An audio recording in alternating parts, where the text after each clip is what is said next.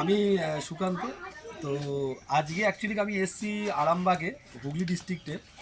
তো এখানে যারা বসে রয়েছে আমার তিনজনই আমার ছাত্রছাত্রী।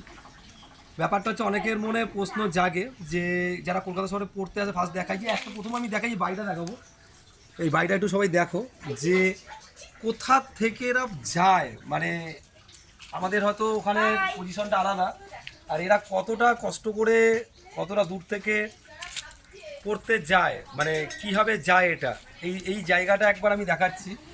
এবার অনেকের মনে প্রশ্ন আছে, আমাকে অনেকেই হয়তো ইনভাইট করে, আমি যাই না, কিন্তু তোমরা জানো না স্বাগতা একটা পরীক্ষায় পাস করেছে, আর এরা দুজন কিন্তু কাছাকাছি থাকে, এরা দুজনও আমার স্টুডেন্ট। কিন্তু ওরা ও বললো যে স্যার আমার বাড়ি পাশে আছে একটু চলুন, ও বললো চলুন। কিন্তু সবার কাছে কিন্তু সত্য একটাই, যে একটা পিলি পরীক্ষায় যখন পাস করবে তখন আমি তার বাড়ি যাবো। যে স্বাগতার বাড়ি এসেছি, এবং আমি সত্যি কথা আমি কল্পনা করতে পারিনি এই মাটি দোতলা বাড়ি, মাটির এই জায়গাটা, মানে আজকে এখানে দাঁড়িয়ে আমি ওপেন বলছি যে একটা মানুষের সরকারি চাকরি কি দরকার, মানে কি লেভেল দরকার, সেটা বোধহয় এখানে না আসলেও আমি এটা ফিল করতে পারতাম না। প্রত্যেকটা জিনিসের একটা প্রত্যেকটা জায়গায় গিয়ে ফিল করতে পারি। এটা স্বাগতার বাবা, ঠিক আছে, উনি রয়েছেন। ও আত্মীয়তাও কোনো মানে কম হয়নি, কোনো জায়গা থেকেই আমরা এসছিলাম। কিন্তু আমি সত্যি অবাক হয়ে গেলাম যে আমরা হয়তো দেখছি একদিনের খুব ভালো জায়গা বা ভালো লাগছে, বর্ষাকালে নিশ্চয়ই এর সমস্যা প্রচুর পরিমাণে আছে, যারা থাকে তারা জানবে। প্রত্যেকটা জিনিসেরই একটা প্লাস মাইনাস পয়েন্ট রয়েছে। তো এরকম যারা আমার মতন, যারা ওদের মতন যারা স্টুডেন্ট আছে তাদের কী বলবো, লেগে থাকতে হবে এবং টাইম নিতে হবে, পড়তে হবে, পড়ার বিকল্প কিছু নেই। টাইম দাও, তুমি তোমার লক্ষ্যে ঠিক পৌঁছে যাবে, এটুকুই বলবো। তোমালি একই কথা, যে নিজেকে সময় দিতে হবে পড়াশোনায়, আর ধৈর্য ধরতে হবে, আর চেষ্টা চালিয়ে যেতে হবে। গুরুজনদের কথা মেনে চলতে হবে। ফার্স্ট কথা হচ্ছে, সবচেয়ে বড় কথা, গুরুজনরা যেমন পথ দেখাবে, কিছুটা অভিজ্ঞতার, সবচেয়ে বড় হচ্ছে অভিজ্ঞতা।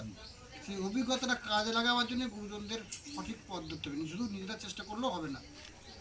আপনাকে আমি একটা জিনিস বলি, আমাদের এখানে ওদের টিমে অনেকে পড়ে, অনেক মেয়েদের খুব পড়ার ইচ্ছা, ঠিক আছে। আমি এরকম ওদের টিমে আছে যে বাবার ভয়ে, মানে বাবা বিয়ে দেওয়ার ভয়ে, বাবাকে বলেছে আমি বিয়ে দিয়ে দিলে আমি আমার চুল কেটে ফেলে দেবো বা আমি পালিয়ে যাবো, ঠিক আছে। আপনি তো আপনার মেয়েকে ধরুন, এই এটাও তো একটা পাড়া এক প্রকারে, এই যে পড়াচ্ছেন, যে মনে আপনি বাবাদের কাছে কি বলবেন? দেখুন, চাপ আসবে, পাশাপাশি চাপ আসবে, সবার ক্ষেত্রেই আসে। আমার ক্ষেত্রেও কি আসে না?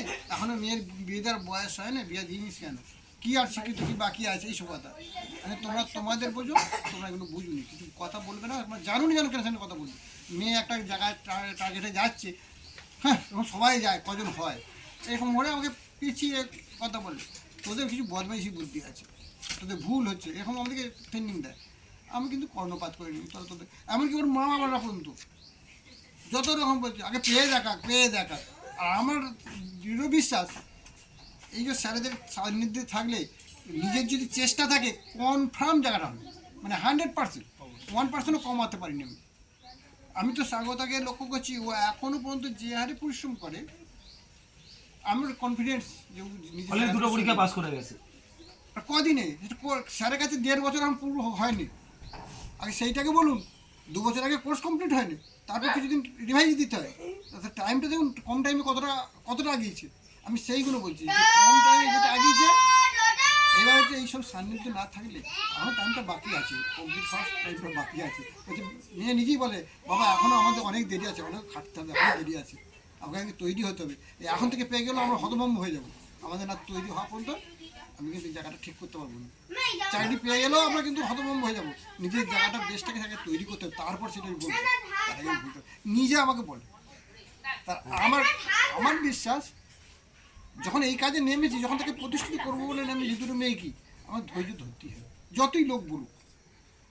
ইতিহাস ধৈর্য ধরলেই হয়। হ্যাঁ, আমার কাছে এইখানে আমি আপনাকেও বলছি, আমাকে অনেকেই বলেছে, এখনও বলে কথায় কথায়, ডিউনি কেন, এখন কি বয়স হয় না, এইসব নানান কথা বলে। আমি চুপ করে শুনি, তাদের না জানা ভান করে চুপ করে আমার জেনে লাভ নেই। এটাই আজকের গল্প, আর কিছুই নয়। তাই যারা প্রথমত, যাদের বাড়ি আমি যাচ্ছি না এখনো, পাস করেনি তাই যাচ্ছি না, আর যারা পাস করছে তারা কিন্তু একটা পাস করলে, স্বাগত আমাকে এর আগে অনেকবার বলেছিলিস, আমি কিন্তু আসিনি, কিন্তু তুই যেই মুহূর্তে পাস করলি সেই মুহূর্তে কিন্তু আমি আর দ্বিতীয়বার ভাবিনি, আমি কিন্তু চলে এসেছি। তাই কেউ রাগ করবে না, সবার জন্যই এটা বলার জন্য। আর বিশেষ করে আমি এটা গ্রুপে দিয়ে দেবো, আমার যারা বাবারা রয়েছেন তারাও এটা দেখবেন। কেননা স্বাগতাও আমি ভাবতে পারিনি, আমি সত্যি কথা আমি ভেবেছিলাম আরামবাগ হয়তো যে ট্রেন থেকে নামে উঠে চলে আসে, মানে আমারও এটা কল্পনার, আমি আর উজ্জ্বল আজকে মানে কিছুক্ষণ আগেও পর্যন্ত আলোচনা করছিলাম যে সত্যি অনেকটা দূর, মানে যেটা আমি সত্যিই ভাবিনি, সারপ্রাইজ জায়গাটাতে খুব ভালো। আমি চাই ও আরও বড় হোক, আরও বড় জায়গা পাক, ভিডিও হোক বা এসডিপিও হোক, সেটা নিশ্চয়ই হবে, সবাই থাকলে পাশে নিশ্চয়ই হবে। Thank you.